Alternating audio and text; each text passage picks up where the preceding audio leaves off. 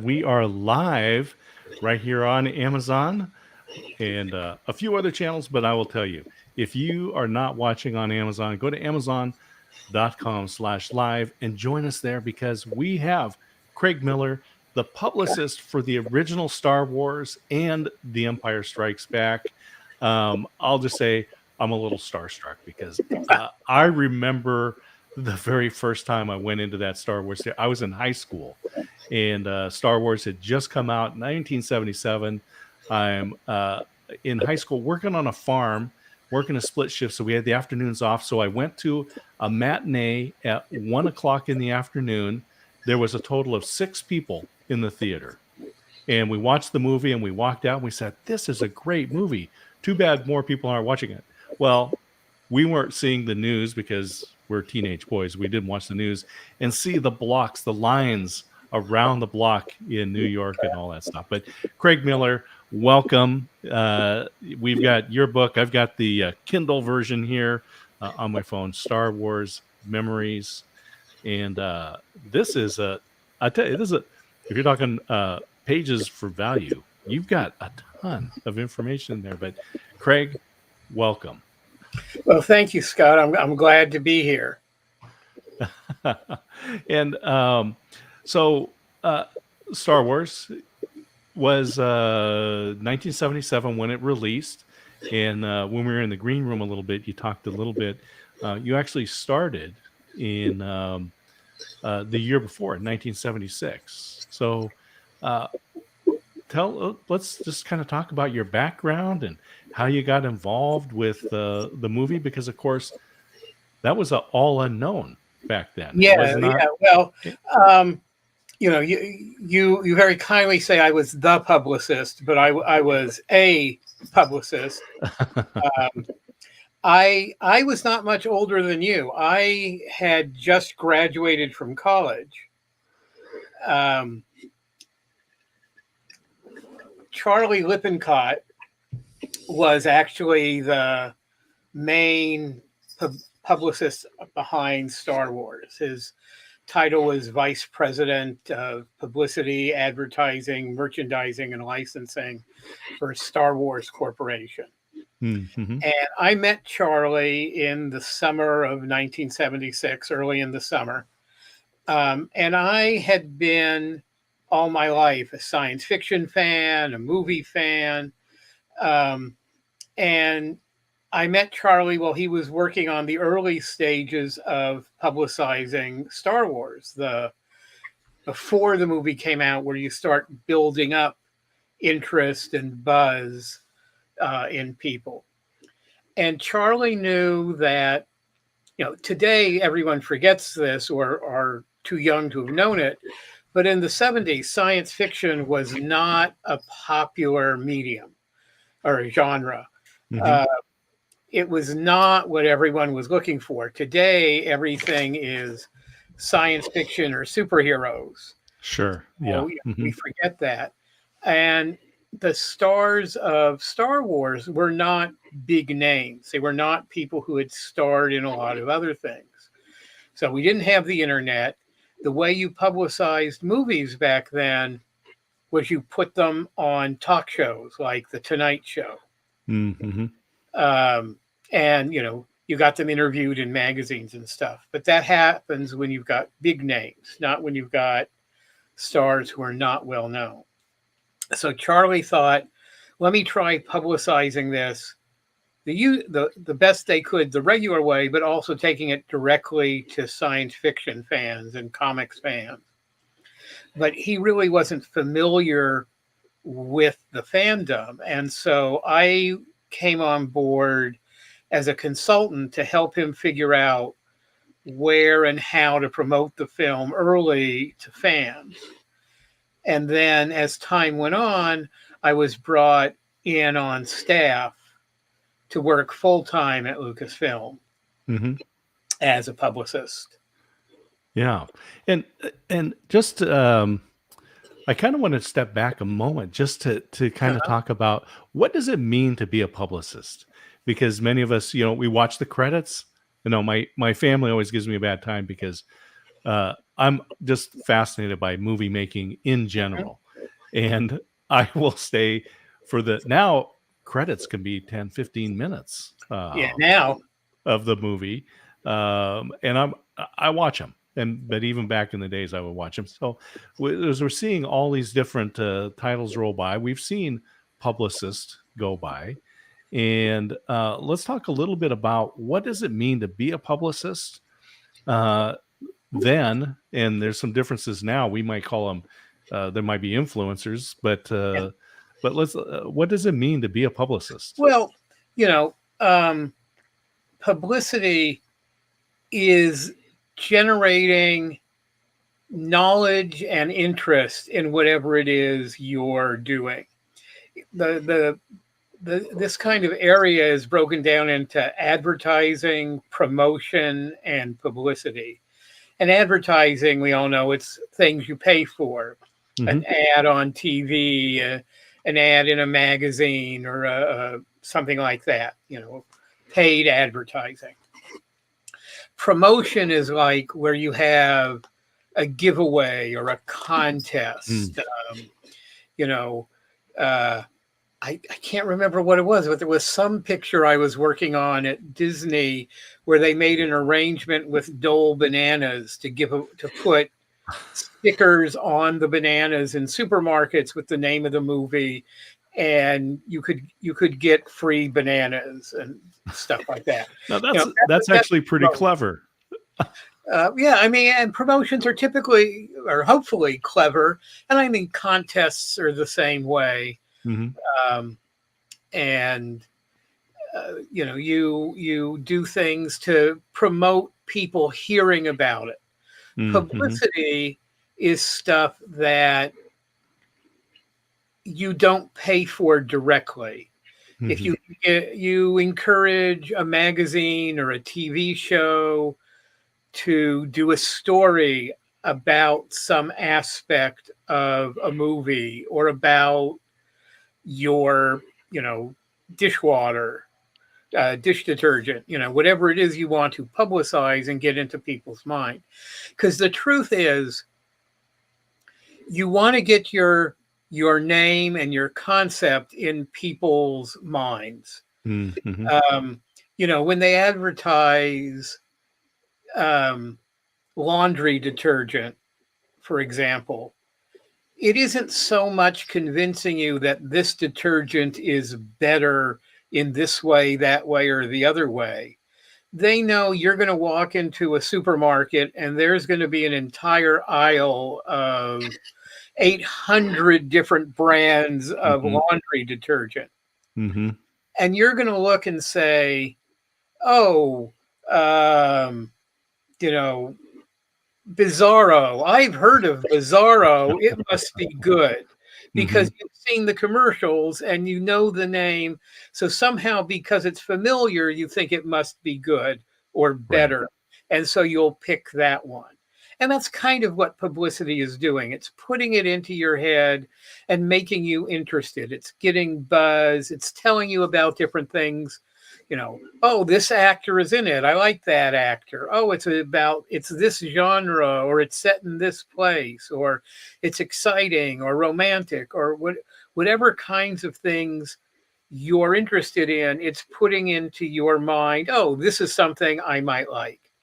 And so Right. that's what a publicist does. We try to get you knowledgeable about whatever our product is. And it is a product. Even with movies, we're selling you on the idea of buying a ticket and going to see it, or streaming it on Netflix or Disney Plus or whatever channel.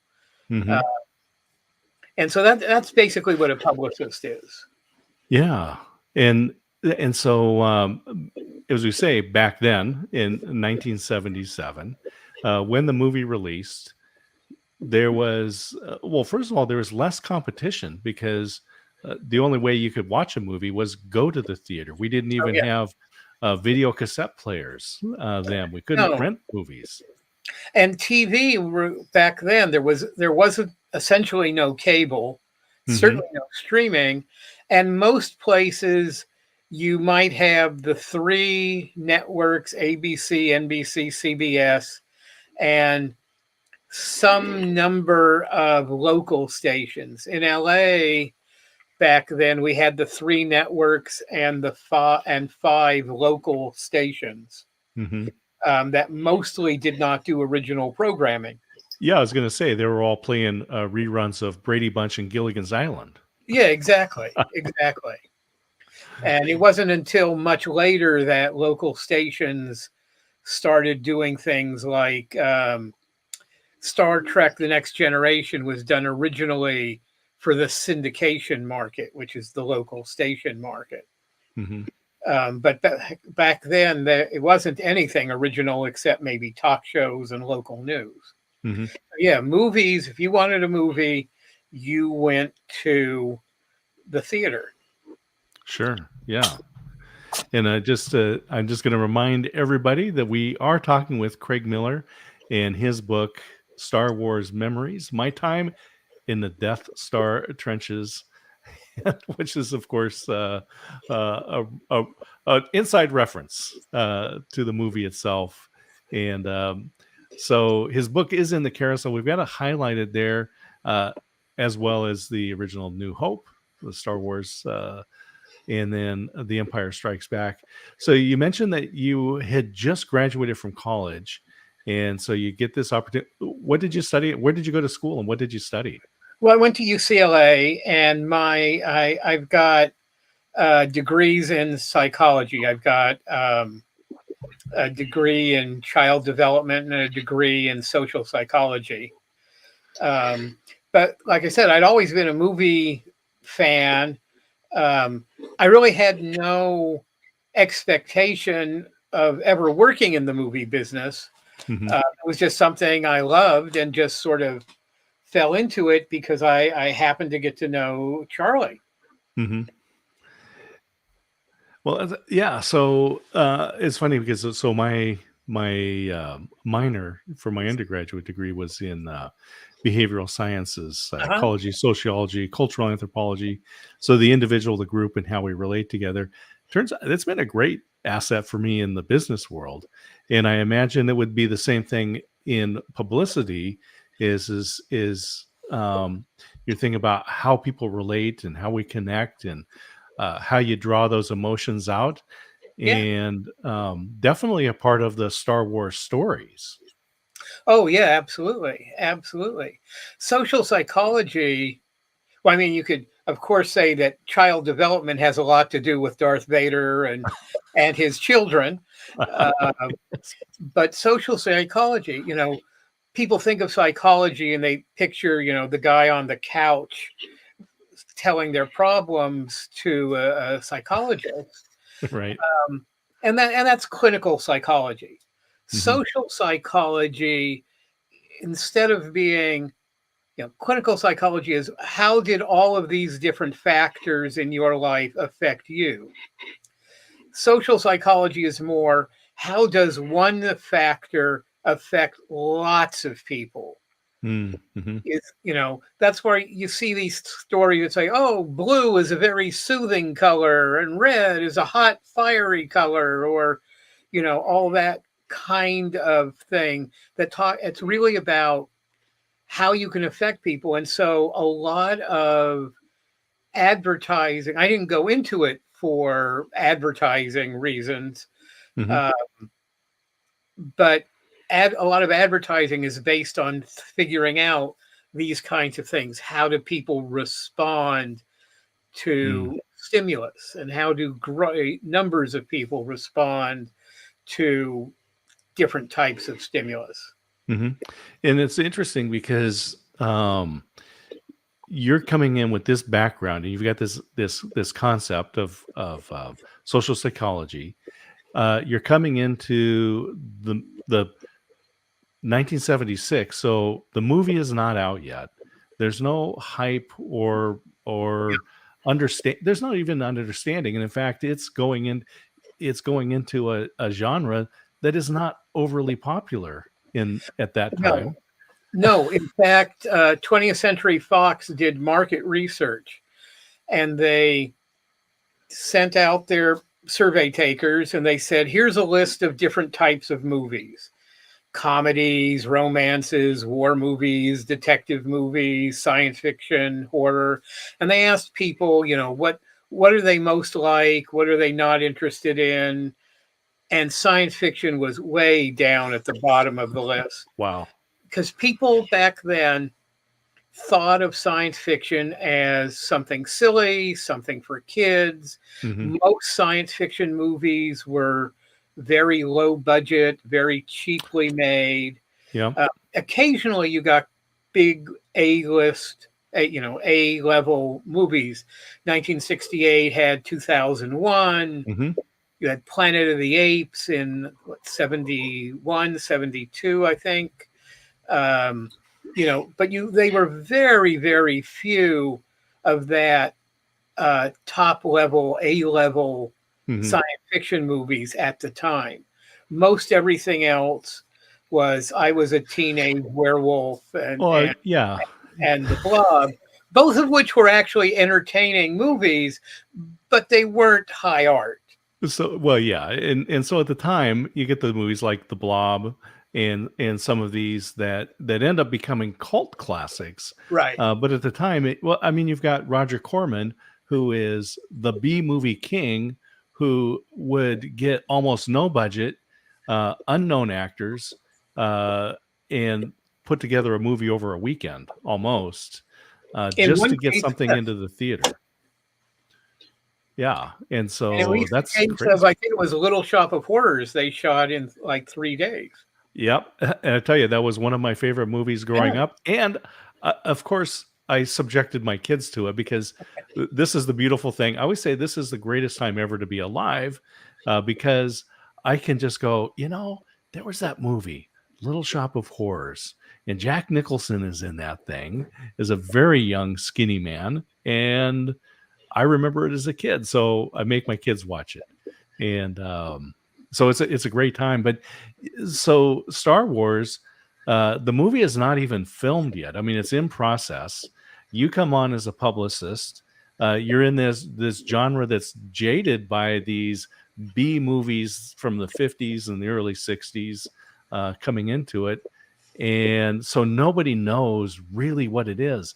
Where do you even start? You don't have footage to to start with. You've got Well, maybe some stills, but what do you got? well, that's exactly it. What we had was photos taken on the set of the stuff that had been shot at that point, um, and Ralph McQuarrie's paintings, which are fabulous, fabulous paintings. Most everyone has seen some of them. They've been published many, many times. Yeah. Uh, and they were part of what was used to convince 20th Century Fox to greenlight the movie, because they're Hmm. so exciting and evocative. Um, and at that point, Charlie, with my um, consultation, but Charlie was in charge, and he went out to conventions. I helped him select science fiction, comic book conventions. Um, the San Diego Comic Con was one. the World Science Fiction Convention, which World Science Fiction Convention travels to a different city every year. And that year, 76, was in Kansas City. And he did, sometimes with other people, presentations about the film. And here we were going to audiences that are at least predisposed to science fiction. Right. Now, even science fiction fans knew that most science fiction, they weren't indiscriminate. Some science fiction was better than others, and they knew that most science fiction movies weren't all that good. They certainly weren't as thoughtful as most written science fiction. But what we found, because what was presented at the time at those conventions, people came in to the room very skeptical. They heard what was being done. They heard how we were shooting it, what was involved. They were seeing photos and paintings of the spaceships and the scenes and various stuff. And no one came out saying this is the best movie ever. But what we were getting uniformly was people coming out of the presentations going, wow, this sounds pretty good. If they can pull off what they say they're doing, this will be really good. So we're getting people interested. We were building up buzz and interest.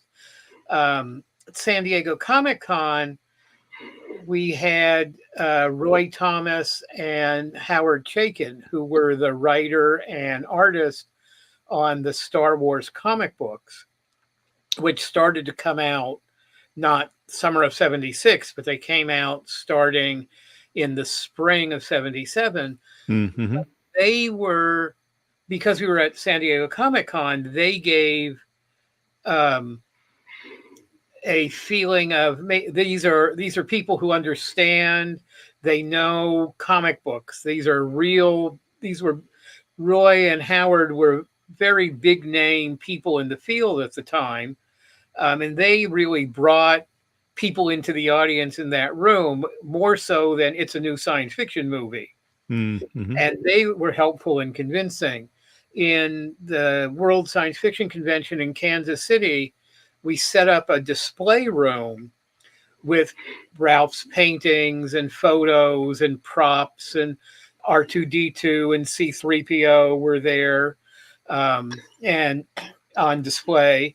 And some of the time in the room, and when we did the presentation, Gary Kurtz, who produced Star Wars and later Empire Strikes Back, and Mark Hamill were there. Now, Mark was not famous, so even though Mark was in the room talking to people, no one was going, "Oh my God, Mark Hamill," because Mark had been in some things at that point, but mostly smaller, less famous roles.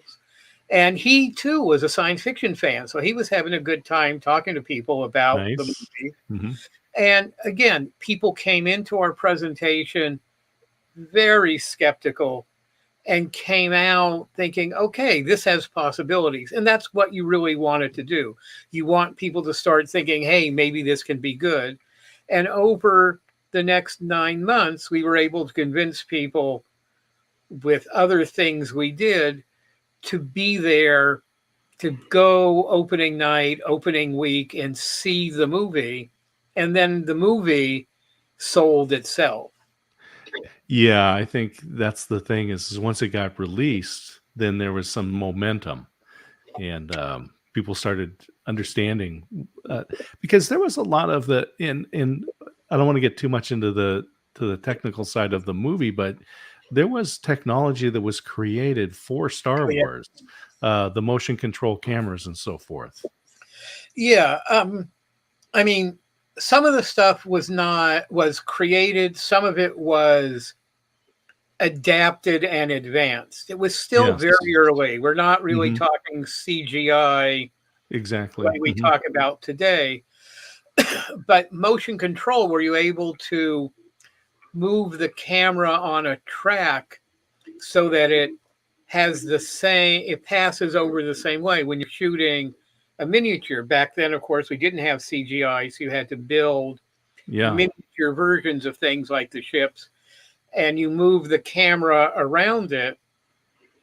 If you can do that multiple times, you can get multiple variations and get different angles. And then you can, using the technology of the time, an optical printer where you're printing multiple levels of film. Because if you film it four times, you now have four negatives. Right. And then you print them slightly offset on top of each other. And now it looks like you have four spaceships instead of one spaceship. Things like that. And that kind of technology they advanced, making use of stuff, because there was optical printers before, there was matte paintings and mats, but that was an advancement on what had come before it. Yeah. So it's so there's new techniques, and then of course the merchandising. Star Wars is of course famous for changing the world of that. Absolutely. And I remember watching. So there's a documentary. I think it's on Netflix or Amazon. That is the movies that made us, and we talk about that. And they talked about how the toy makers were completely unprepared for this. Yeah. I mean, I talk about this in the book, of course, and all of the stuff we've been talking about, but merchandising isn't new. There was merchandising for Dickens novels. Okay. Much of it unlicensed, bootleg, but they would do stuff clearly tied off of Dickens. And of course, Disney and Mickey Mouse had made that fortune from it. Well, Walt Disney, Walt Disney was the genius because he someone said he wrapped a shopping mall in an amusement park. So yeah, but it wasn't to the level of what happened with Star Wars. Part of George's deal with 20th Century Fox was that he would get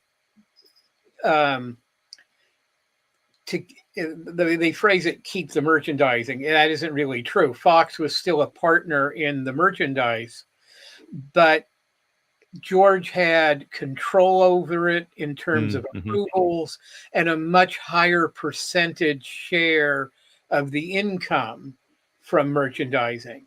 And Fox, based on history, was like, sure, give him all the merchandising he wants because it won't cost us much, because no one makes much money off of merchandising until Star Wars. And then this was also part of the marketing and publicity of Star Wars, is you wanted to be in front of people. You wanted to be in front of, get your name in front of them. So that's why a lot of early merchandising was done. The novelization with Ballantine Books and a deal for additional books. Toys with Kenner, and posters and other items with a company called Factors, etc. They did, the posters and keychains and all kinds of stuff like that. And all of that was so that merchandise would start coming out and be in front of people. And so you would have a familiarity with the name. Kenner, who had the toy license and was very interested in it, but toys are not enormous. And they were not prepared for the incredible interest in Star Wars. I'm not an expert on toys. I believe that they could have had toys out for that Christmas following the opening of Star Wars, but not in the quantities that they needed. Right. Not that the demand would have been. Plus, and while Kenner has never admitted this, Kenner was heavily invested in $6 Million Man and Bionic Woman toys. There were large size action figures and stuff like that. And that was their expectation for their big Christmas toys for 1977. And I think they knew if they had Star Wars toys in the market in 77, the Bionic toys would have not sold nearly as well. Hmm. No one has ever officially admitted that, but I really believe that that was part of the decision in not having any actual toys out. But Hmm. one thing Kenner did that was genius and had never been done before was they had these um, sort of diorama cards, and you could buy these cards, and inside was a certificate, and you would mail in the certificate with your name and address. And when Star Wars toys were available, you would get a couple of Star Wars toys in the mail. Ah.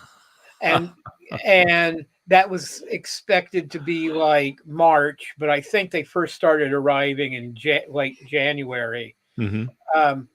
But because what they were selling was a promise of toys. Yeah. So in a way, it was the first crowdfunding Yes, before maybe. Kickstarter. Yeah. And and I think it was also genius because you can't Hmm. just give kids a picture of a toy. Right. So they knew that parents were going to have to also buy a real toy along with Yeah. the picture of the toy. I mean, I think it was genius in terms of selling, but Yeah. that's what happened with the toys, and of course they came out, sold phenomenally well, Hmm. and toys have continued to come out from Star Wars. Absolutely. And become an expectation of those of us that are fans that we're going to be able to, whatever our favorite movie is, Yeah. uh, in these genres, right? In the action movies, science Oh, fictions. oh yeah. I mean, almost any movie really, but certainly science fiction and fantasy. Um, you're going to find you're not going to see toys from the House of Gucci movie, but Right. pretty much any adventure movie Hmm. or a fantasy movie, certainly everything from Disney ends up with toys and other merchandising, and that can all. Why it wasn't started with Star Wars, the popularity of it, I think, can be laid at the feet of Star Wars. Hmm. Yeah. I'm just going to take a moment and remind everybody, if you are listening somewhere other than on Amazon Live, come over to amazonlive.com and join us here. We've got Craig Miller, publicist for the Star Wars first movie and The Empire Strikes Back. We're just having a wonderful conversation. You can join us here in the chat. The Star Wars Memories, My Time in the Death Star Trenches book is highlighted in the carousel. This, for anybody that would make it, that has any remembrance of the original movies, should be watching these. And I'm just going to give a shout out to Russ Hedge. He is watching us, and thanks, Russ, for your support here. And it's the just the whole movies. It's a cultural thing. There are generations now that are growing up that don't know life without Star Wars. Yeah, well, that's true. Star Wars came out 1977. That's what, 45 years ago. So Yeah. it's been a long time. And And who would have imagined 45 years later, not only would we still be talking about Star Wars, they're still making Star Wars movies and TV series. absolutely. And my kids, they love them. And I just, I said, I've got the book, and there is so much in here. Um, this is a comprehensive book. This is one of those books that you're going to want to leave on the table, leave out, and just kind of thumb through, because there's so much information in there. And so we've been talking a lot about the original Star Wars, A New Hope, and then you also worked on Empire Strikes Back. That must have been a different opportunity because now you've got some momentum. You've Yeah, I got mean, something in it was place. different. We didn't have to convince anyone that science fiction could be entertaining. And we didn't have to convince people, we didn't have to tell them what Star Wars was or who Mark Hamill or Harrison Ford or Carrie Fisher was. Mm-hmm. So that was a head start. But you also have to remember that back then, sequels were not as commonplace as they are today. Well, I think we saw that with also the with Planet of the Apes. So Planet of the Apes comes out, Charlton Heston, and back in the day, $1 million still meant $1 million. Yeah. He had $1 million just for the makeup budget on the original Star Wars or the original Planet of the Apes. But when the sequels came out, they just went cheap. Well, that was the thing. Sequels tended to be cheaper, and they tended to make much less. Mm-hmm. They tended to make like 30 to 40% of the gross of the original movie. Wow. So, it wasn't like, oh, you'll make as much money with the second one as the first. Mm-hmm. So we were spending significantly more money on Empire Strikes Back than was spent on Star Wars.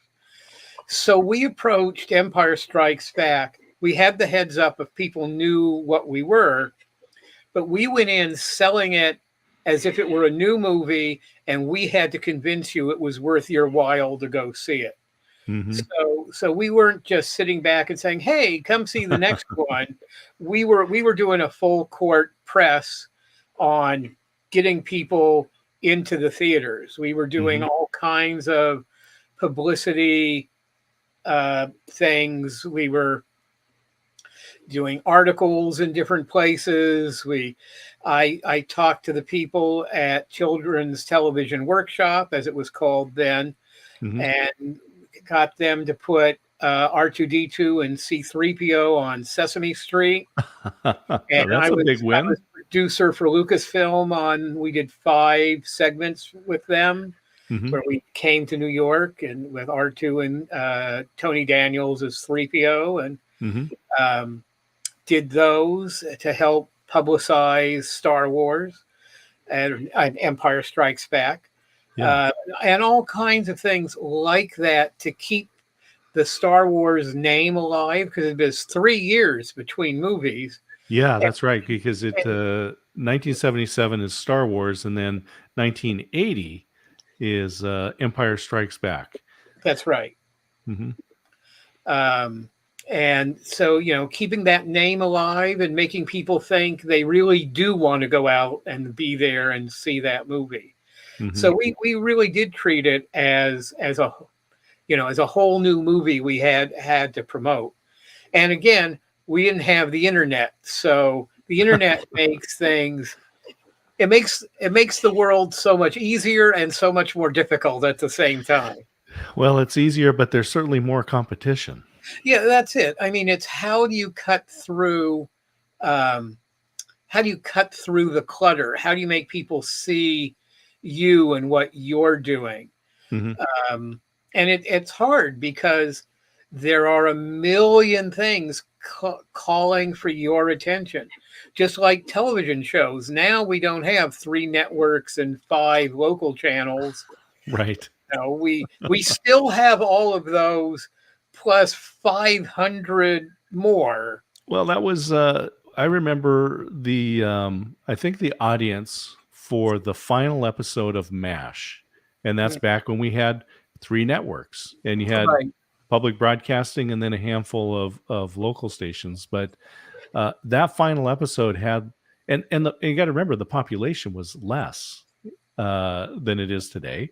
Yeah, 200 million people watched the final episode of MASH. Huge success, huge audience, obviously 200 million people. Right. Then Game of Thrones, which was a great show, very popular, huge following. Its final episode was deemed very successful. but it only had a tenth of the audience. There was only 20 million people that watched the final episode of Game of Thrones. And that really just gives you an idea of what the competition is out there. Yeah, it's so hard to cut through. So you need to have things to get people's attention. You need to reach out in a lot of different ways, Mm-hmm. and you can't be in just one place. Yeah. I have friends who try to promote different things, and they set up a Facebook page, and I try to tell them, you know, or a web page or something. I say, Right. that only works if people already know about you and come looking for you. You need to go out to where they're looking for things and tell them, hey, I'm over here. Yeah. You need to reach out to people. And I mean, that's the heart of publicity, reaching out to people and finding them and letting them know that you've got something that they're going to be interested in. Yeah. So as we've got we'll start winding down here, but I just such a fascinating conversation, and I love talking about Star Wars: The Empire Strikes Back. Science fiction has always been, for me, it's been a great genre, but I'm like you. I'm one of those folks that like it, and I think that science fiction has always been an opportunity, when it's done well, to talk about social issues that were a little bit taboo or off from what we could do in other medium. Yeah. And did you see that in the Star Wars, the first two movies, or was it just great storytelling? Because it certainly is. Well, I think it's great storytelling. I don't know how much going into taboos. I mean, science fiction has always been a great medium for that. If you look at Twilight Zone and Absolutely. Mm-hmm. that the things Rod Serling was able to do, and Gene Roddenberry, that was Mm-hmm. something he really wanted to do with Star Trek, and they did a lot of. Mm-hmm. Star Wars, the first movie, was really pretty much a classic adventure movie. Mm-hmm. Empire got much, having established the universe, Sure. was able to delve much more into the deeper recesses of the characters, their emotions and their feelings, and able to bring out a lot more of that kind of aspect and that relationship to the world and to the characters together. Mm-hmm. Yeah, it's interesting, and just sticking with the science fiction and in your book, and it just I'll just remind everybody, we've got it highlighted in the carousel here: Star Wars Memories, My Time in the Death Star Trenches, Craig Miller. This and the forward by Gary Kurtz. So here you are, fresh out of college. You get this opportunity with an untried product, and then sequels had a bad rap at the time, but you were able to be in there. But it also gave you kind of a kickstart, I'll say, maybe into your career. Oh, absolutely. You met some great people, and one of the people that I just want to talk about, or let you talk about, because especially as we're talking, you've got Rod Serling and you've got Gene Roddenberry, who are using science fiction. Ray Bradbury. Yeah. To me, he was one of the greats. And absolutely. Let's talk about Ray Bradbury and your experiences. Yeah. And well, I read science fiction as well as watching movies and TV shows, and big fan of Ray Bradbury. And Ray, I grew up in LA, and Ray did not grow up in LA, but moved here when he was a young man and lived here the rest of his life. And he lived, as it turned out, just a couple miles from my house in one direction, and had an office in Beverly Hills a couple miles the other direction from my house. And I wrote a letter to him. I and my two cousins, I was 13, they were 12 and 14, and we wanted to interview him. And he invited us to come to his office. He said, come on thus and such a date, and I can give you half an hour. And it was great. And we went and brought my uncle's reel-to-reel tape recorder. And all right. Very similar probably to the one I've got right back here.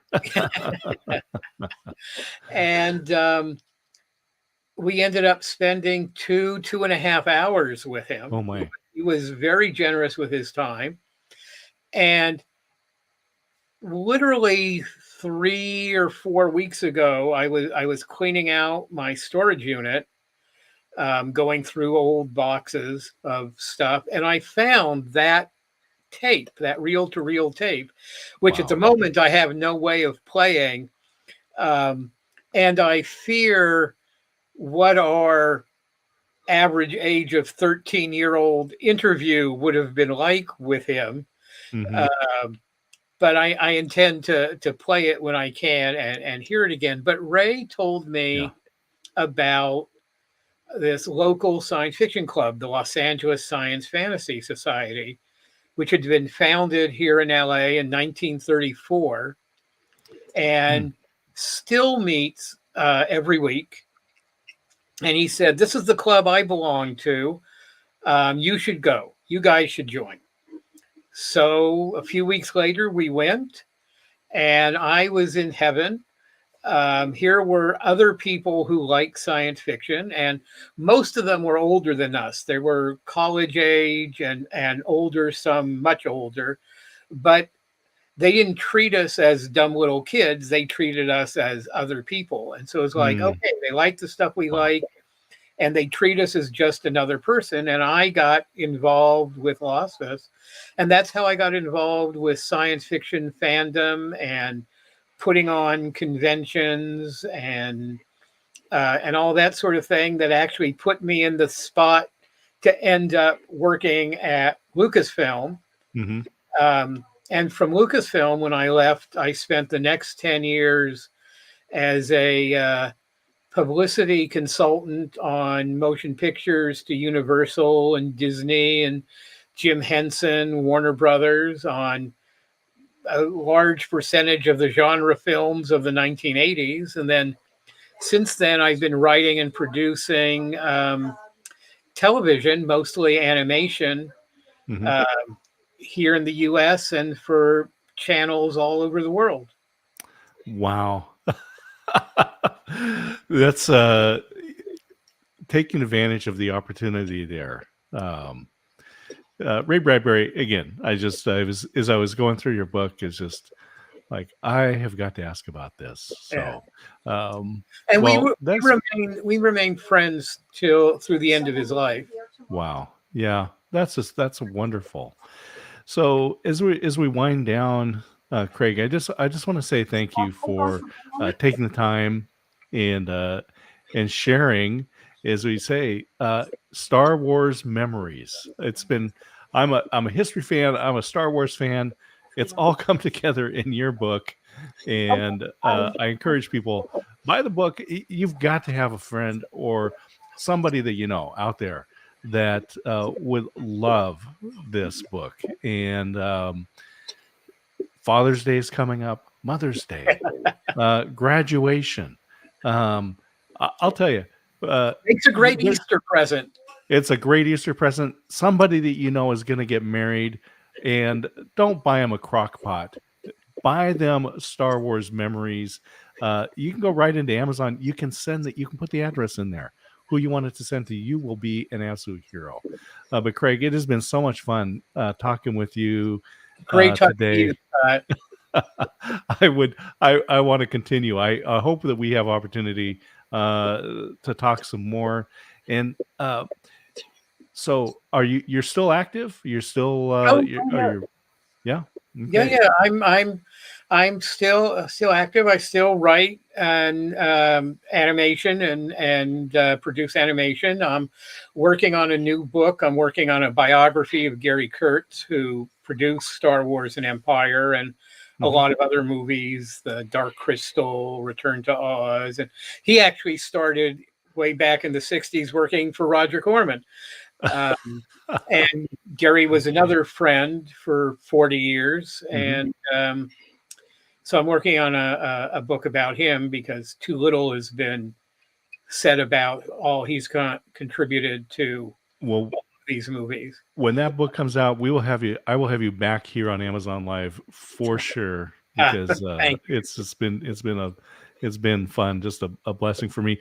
But with masks coming off and the world maybe opening up again after these 2 years, are you going to be available for people to be at any of the conventions and so forth? Oh yeah. Actually, this Sunday I'm going to be at the Vintage Paperback Show in Glendale.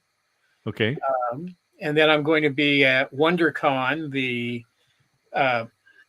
comics, science fiction, pop culture convention in Anaheim, like 2 weeks after that. And then at the end of May, I'll be at Star Wars Celebration. Okay.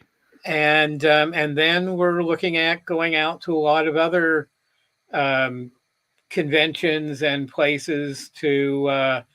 I love talking about Star Wars. I love talking about the other movies I worked on, and I love meeting people who, love Star Wars. And one of the things I did there was I created the official Star Wars fan club and wrote all of the newsletters for the first several years, Bantha Tracks. And so I meet people who tell me that was their favorite day was whenever Bantha Tracks would show up in their mailbox. So that's always wonderful to hear, because back then, no internet, so it wasn't a two-way communication. Yeah. There was no blogging back then. And that was it. It was your newsletters. Yeah. And that's just so fabulous. Well, so is there a way that people can maybe get a hold of you or find a calendar? Do you have a website where people can see where they can find? I'm old, so I'm on Facebook. Okay. People can find me on Facebook. They can find me on LinkedIn. Okay.